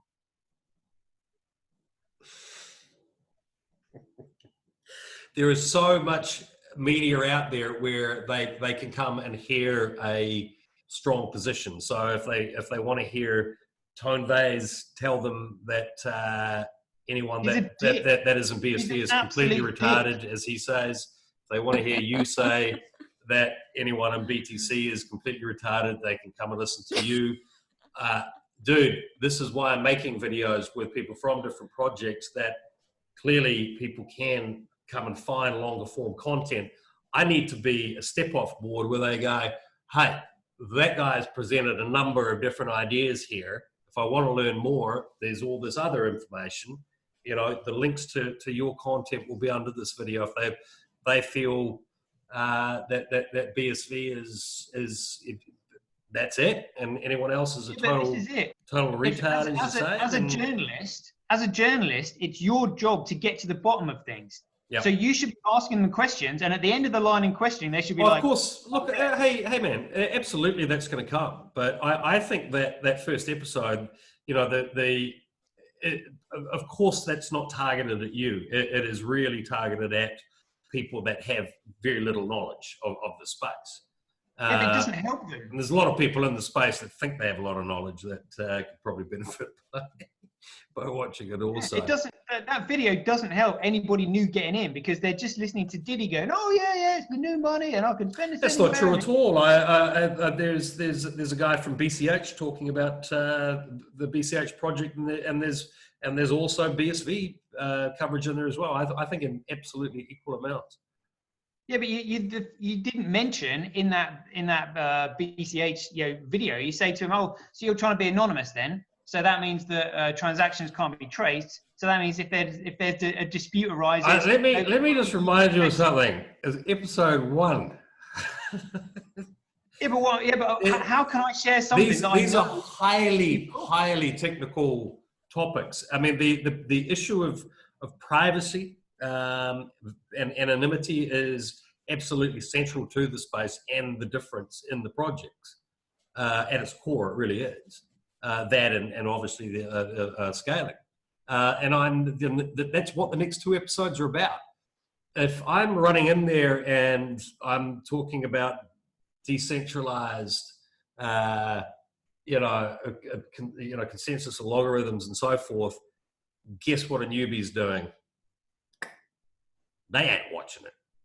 This has to be. Just explain things simply. I mean, that's what I do. Real simple. Yeah. Yeah. That's what I'm saying. You put me in front of any BTC or BCH or anybody from any other camp. How about this? How about this? You get yourself a little mask, and we'll do a video together, and I'll put you in one of the next 2 episodes where you can Satoshi versus Diddy. Sure. Well, I'm interviewing Roger Ver next week. I've got some of the big hedge fund guys lined up. I got some big people. So, everyone's going to have a voice, but it can't all be crammed into 12 minutes of a first episode. It's got to be a softly. It's got to be, why do you think I've put so much time, effort, and money into sort of, shooting on, 2-second shots on tropical islands and whatever? It's got to be content that someone new that doesn't really give a shit about crypto is actually going to go, beach, interesting. And they're going to watch it, so it'll take a few episodes to heat up to the point where the type of debate that you're talking about here will happen. But there's also going to be the longer form content that'll complement the show as well. So Look, I appreciate your position. If you don't want to share it, you don't want to share it. But in terms of the reality is, I think it's a pretty good attempt at bringing in some new people in a very impartial way. Well, yeah, but the thing is though, like River said, price discovery will blow. Just trying to think of the word. The need for your show will be completely overshadowed by price discovery, because the price will start to rocket absolutely soon, and people won't give a monkeys about what's the real Bitcoin. They'll be like, whoa, how's it doing this? What's that? What's BSV? That's it. They're not going to be interested in fucking BTC and all this other shit. All they're interested is what the hell is driving this price. And that's what's going to happen. BTC is going to absolutely fly. Absolutely fly. BTC and nobody's going to give is going to fly. Any of the others. You what? You said BTC is going to fly? No, BSV. Bitcoin. BSV. Okay. BSV is going to absolutely fly, and nobody's going to give a shit about any of these other coins. They're all going to be crying, going, "Oh, we shouldn't have done this. Oh, people shouldn't. I don't know why they're buying BSV." You know, when people start getting on board with BSV because the price is going up and they're going to FOMO in, they're not going to give a shit about any other coin whatsoever. I think, look, yeah, okay. I mean, obviously, if the price of something skyrockets, of course, everyone comes running in. We saw that in 2017. Whether or not that was manufactured or however that happened is not something I want to get into or will be covering. But the reality is, I still see people that are fairly significant figures in this space that I don't think really understand what is happening at fundamental levels. And for me, this series will. To be honest, if I can just add in something there, it doesn't really matter who is involved in this now. What matters today is the people that are building on Bitcoin. Sure. The people, they will do. It'll be such a natural thing that they start moving on to Bitcoin eventually. The people who are in the space, involved in the space right now, yes, will be rewarded financially. This money that people will gain from price go up or however you say, will be, reinvested back into the ecosystem to keep the growth happening. Sure, so but it's not really about getting newbies into the space. Like, it's about getting corporates. It's about getting corporates. It's about getting businesses. It's about getting massive companies building their businesses. Okay, well, you might want to check out episode 2, where I've taken corporates all the way to Korea to meet BSV, what they thought, why they were there, and what happened.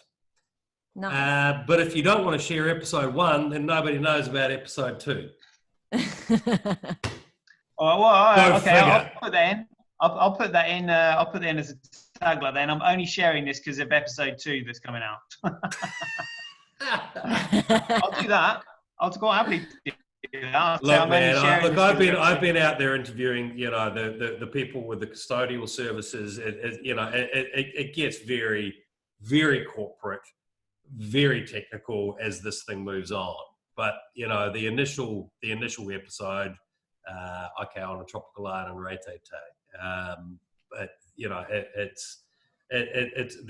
these are technical topics. Yes, we are talking about big business here. Ultimately, that's what this is all about. Mm-hmm. That's not lost on me, and that's absolutely the crux of the show. I've got some of the bigger hedge fund guys lined up to get their thoughts on how this is all playing out.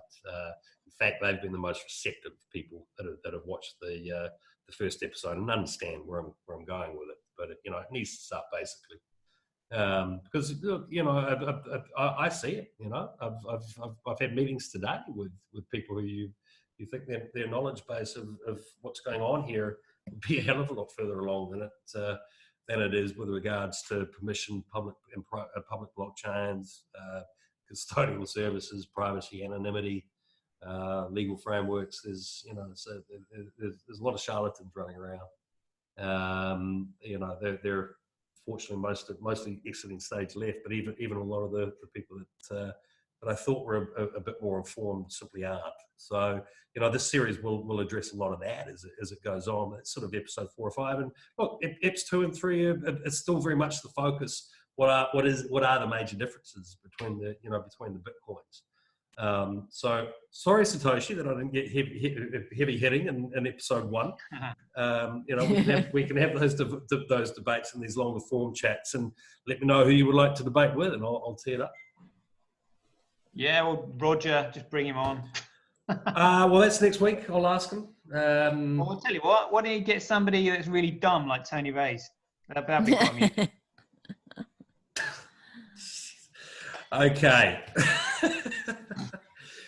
Thank you very much, people. I've enjoyed this evening. Somebody's just poured me a glass of wine, so I'm going to go relax with us now. Yeah. And River, what time is it for you in Rio? Midday In Rio. Yeah. What do you do? What's your typical day? What are you up to for the rest of the day?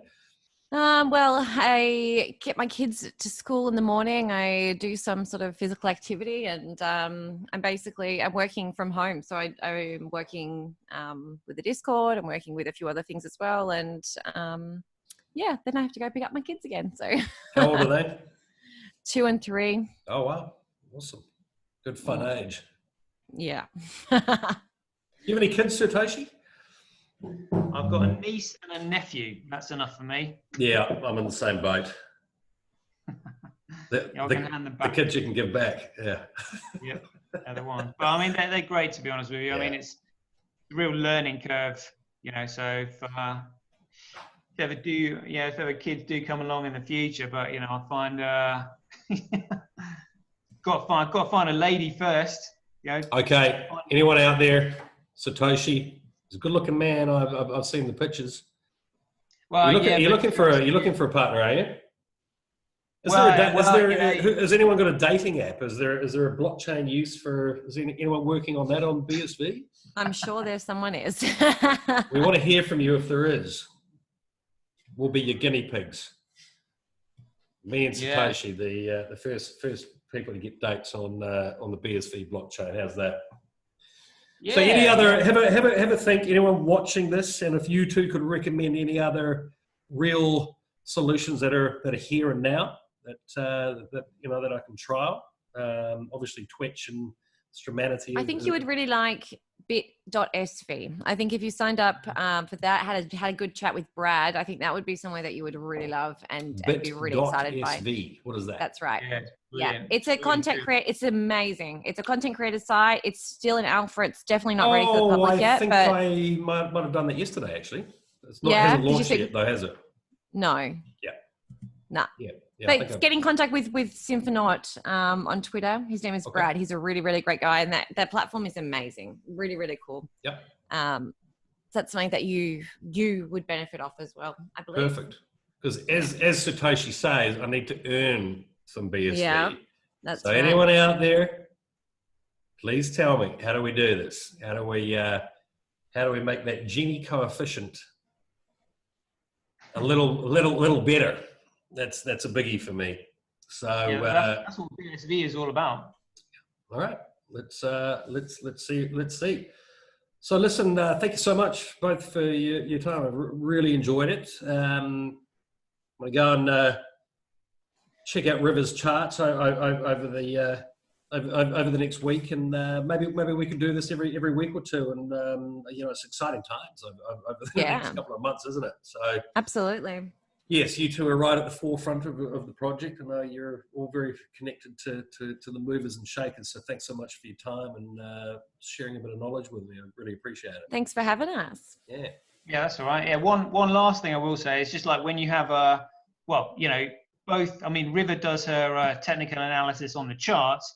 You know, I do my fundamental analysis and understanding, and between the two of us, we both ended up at the same point, and we went in massive at $50. I went in everything in BSV at $50, and River was there going, "Yeah, everybody get in now, get in now." How are you still single? What's going on? There was no, like, literally, you know, smart all and of us. rich. You're a catch. Well, it was kind of funny because it was kind of like, it was like both camps absolutely agreeing, you know, with each other. Absolutely. It's just like, this is it, go for it. And like literally everybody went in, like literally everyone, you know, the price was crashing, and all of us in BSV, particularly in the group chats that we've got, you know, River was going, buy. And I was like, I'm going in. Like literally, you know, bought hundreds, you know, between us in the group. I think there were thousands bought, you know, and everyone else was selling, and we were like, buy. You know? Yes, well, my friends watching this show know exactly what I told them. So I don't give financial advice. But yeah.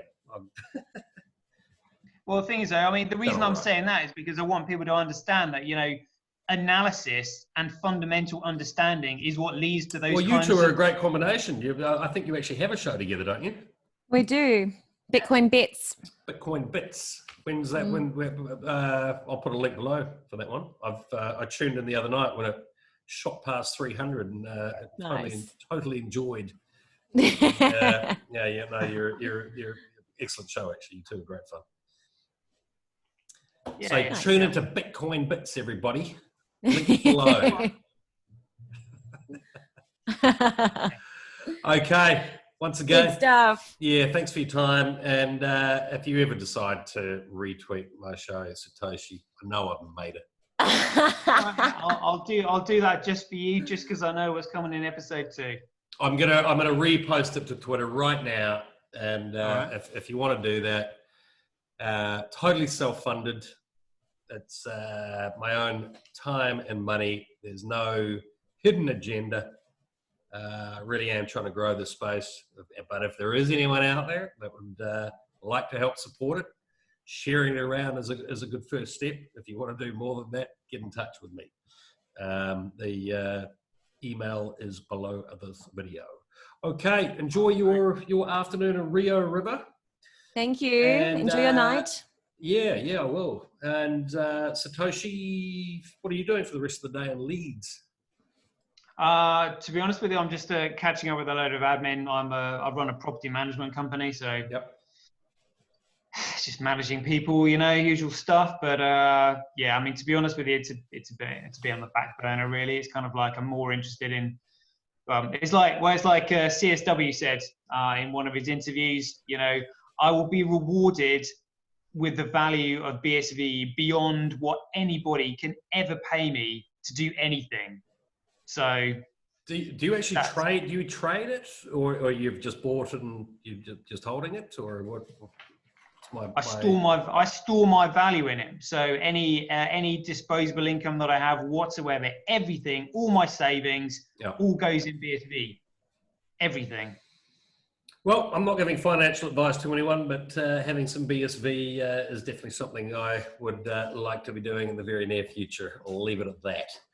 So thank you very much, team, and we'll speak soon. Sounds good. See you guys. Okay. See ya. Bye now. Yeah.